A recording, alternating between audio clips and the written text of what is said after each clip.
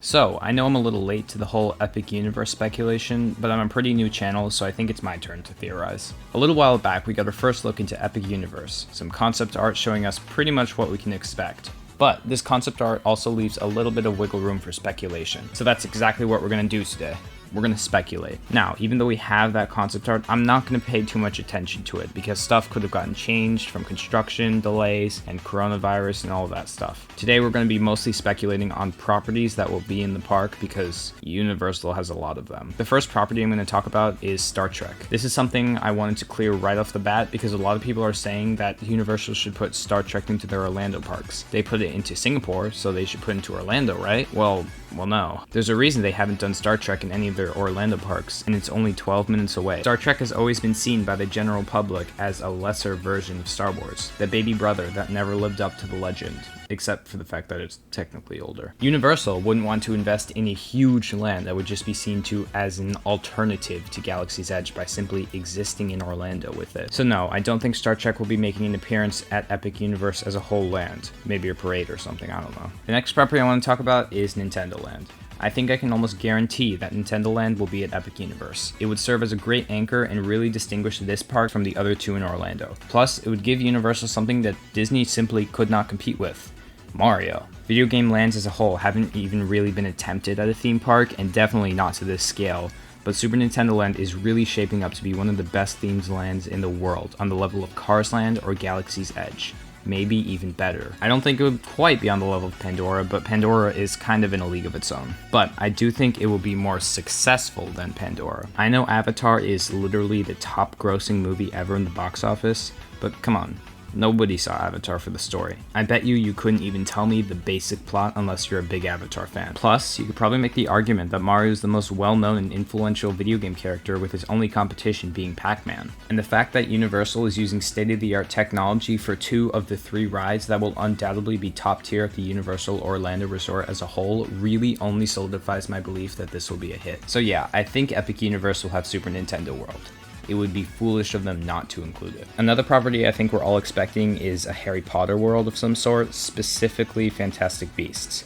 But I'm not actually sure if this is going to happen.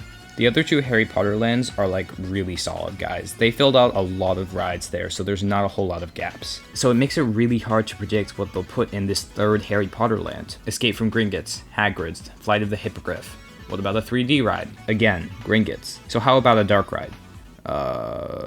Well, that's actually kind of a gap. Oh wait, no it isn't. You have Harry Potter and the Forbidden Journey. This ride needs no introduction, guys. Before Rise of the Resistance, this was the gold standard for dark rides. So yeah, I really don't think they have many gaps to fill. They could just do another roller coaster or dark ride, but it would have to be very unique in some way, and honestly, I don't know how they would do that. Let's first talk about dark ride. Forbidden Journey uses this claw mechanism that kind of reminds me of the Axis Coaster, so you can't do that. So then you have a sit-down dark ride, maybe like an Omni Mover of some sort, but you have Escape from Gringotts, which is already kind of like that, but with some roller coaster sections in it. You can't do a 3D simulator because you already have that with Forbidden Journey and Gringotts, and you can't do a lot of animatronics because you have Hagrid's. So dark ride is kind of off the table. Well, what about a coaster? This is also very difficult and unlikely. Family rides are just off the table because all 3 of their coasters are sort of family oriented, and some are downright family coasters. A high thrill coaster is the only type I could see happening, but it would have to be low to the ground not to mess with the skyline. You can't just have buildings and trees and theming everywhere and then see a massive B&M Hyper just sticking out. The only low to the ground rides I can think of right now are launch coasters, some wooden coasters, and inverted coasters. We already have Hagrid's, so I don't think they'll do a launch coaster. And they can't do a B&M invert because of Dueling Dragons. If they did a family suspended coaster from Vekoma, that would just be another family ride, which they do not need. So they're kind of stuck with a wooden coaster. But that wouldn't really fit into the theme of Harry Potter, especially Fantastic Beasts, which have a lot to do with the Ministry of Magic and animals. So I just don't know what they would put in this land. It would be really cool to see another Harry Potter land, and I'm sure we probably will, but I have no idea what would be here. Okay, we're almost done. A couple more properties. I want to talk about something from DreamWorks. The popular rumors right now are How to Train Your Dragon or Kung Fu Panda.